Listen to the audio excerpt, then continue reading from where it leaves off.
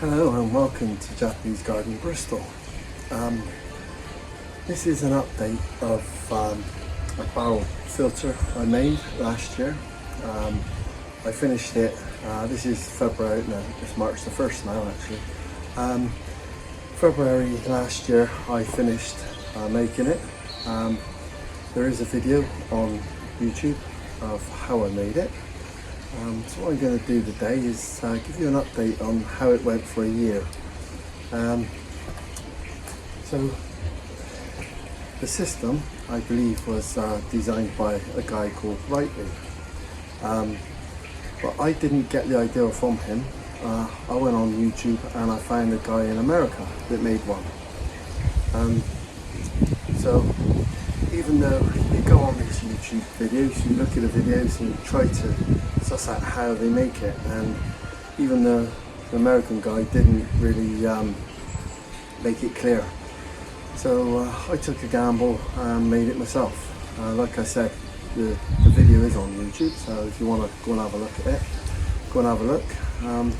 So yeah, a year on, it's been dormant for well, since November, because the koi are not in the main pond anymore. I'll show you in a bit. They're indoors now for the winter. So what I'm doing now is getting this filter ready for summer, for spring.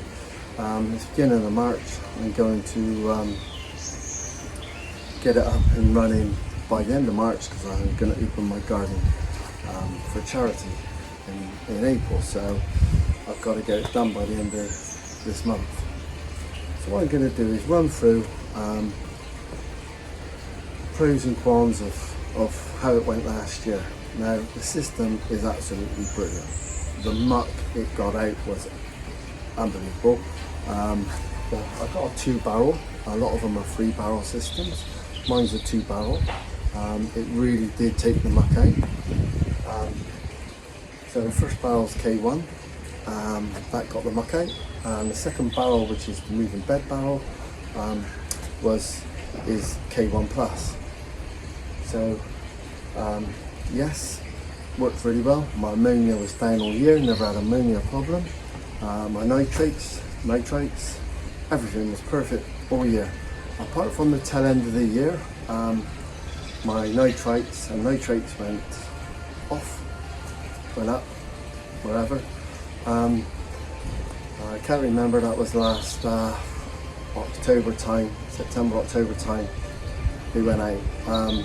So anyway, other than that, I think was another problem I had, but that I rectified that. So as for this system, I think it is brilliant. Now, the only other problem I had with it was the cleaning of it. What I will do, I will show you closer up, but try to explain it. You got a system where you can drain down the first barrel. You must have a system to drain that down to get the muck out.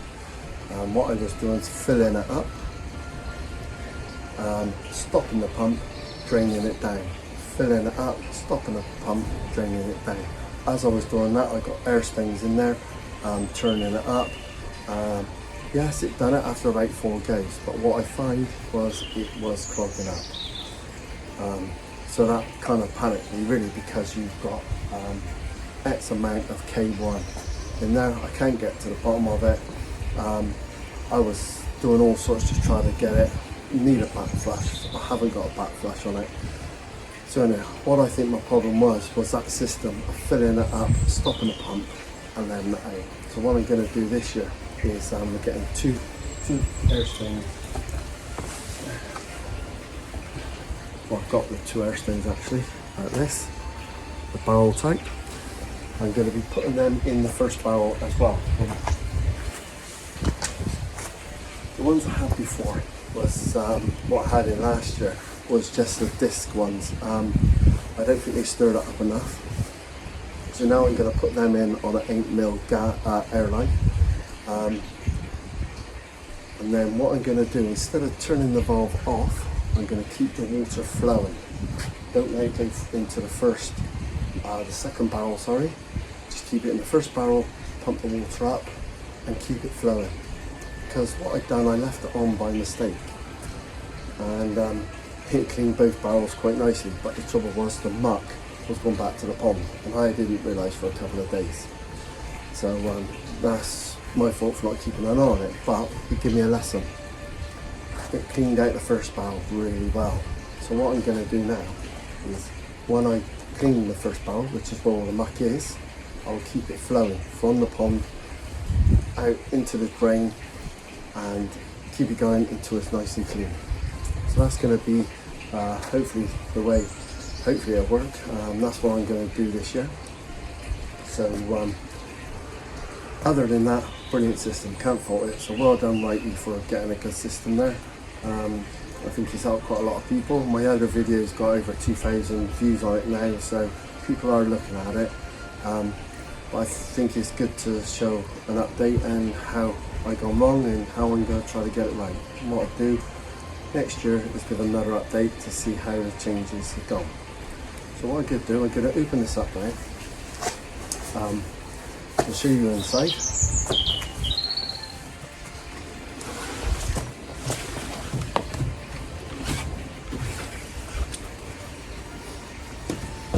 That's me sliding Japanese door. If you want to see how I made these, I have got another video on YouTube on how I make them. So if you want to watch that, there's a couple going. I'm going to be making another one as well. Right.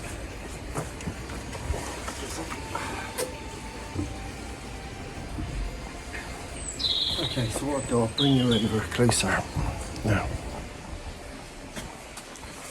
Okay, so here's my barrel system.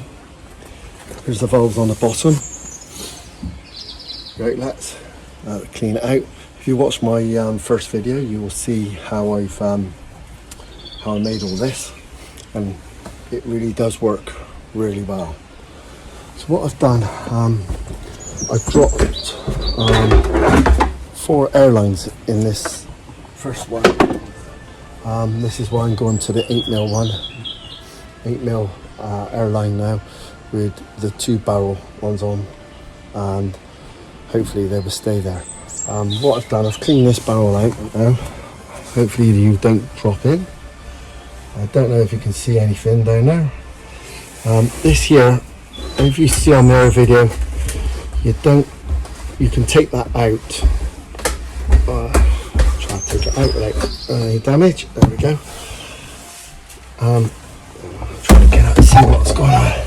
It's all nice and cleaned out, ready for me to redo it. Yes. I watched another video on YouTube saying don't glue the inside of your barrels, only glue the outside. And that was a very good tip, because I had to move this to get to the K1 to get it out, to clean it out. If this was fixed, then I wouldn't have been able to do that. So don't glue the inside. Good tip. Right, so here's, I don't know if you can see them, there's the airlines I got in a moment. And then I had the 4mm, I think it's 4mm, the little ones going up into there. Well, I got rid of them. What I got a new manifold coming, a 4-way manifold. That's going to replace this 2-way manifold. And then what I can do is direct the air where I want it. So that'll be a constant moving bed. In fact, the airlines are still on in there. They've been on all winter. That's because I don't want to overload the air pump. So yeah, so I'll give you an update. The manifolds are meant to be coming tomorrow, so I'm going to fit the manifolds, and then I'm going to put got some 8mm pipe coming as well. I'm going to put it into that barrel and set that up. But I'm not going to have any water running, not for about a month yet. When I put the koi back into the main pond, that's when I get up and running, because the water in the pond at the moment is not good water. I'm not going to let it run through this system. So yeah, so that's, I think, all I need to explain on that side of things. So I'll see how that goes, and like I said, I'll give you an update. What I'll do in a moment, I also got another video on YouTube, my bakki shower. Okay, so my bakki shower, I made it myself, designed it myself. Yeah, someone else has done one. I've made mine with a moving bed on the bottom, and the filter rocks in there, chat mat in there, foam in the top. Works really well. It's normally outside on my big pond, but I brought it inside for the winter. Here's my koi in the air. Hope you can see that alright. Try not to drop my phone in the water. There we go, that's where the water comes out of my bakki shower.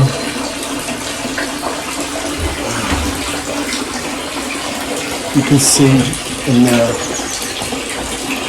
What I'm going to do, I'm going to take the phone off and I'll be able to show you a bit better. Apologies for the bad filming. Let's hang on there. Try not to switch it off. There we go. Okay. Oops. Right. So, there's a moving bed. I call them filter rocks. Chat mat. And if you can see at the top there, you've got a flexible pipe like you would use on your pump. The black rib flexible pipe.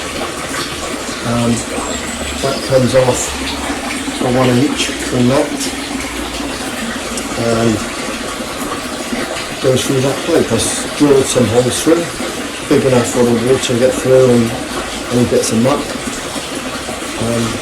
Yeah, it works quite well. That's how it comes out down there. I've put those airlines up, I'll take them down in a bit. Let's see if I can show you the fish, the pipe. It's happy enough. Temperature at the moment is 9 degrees in here. Yeah, all good.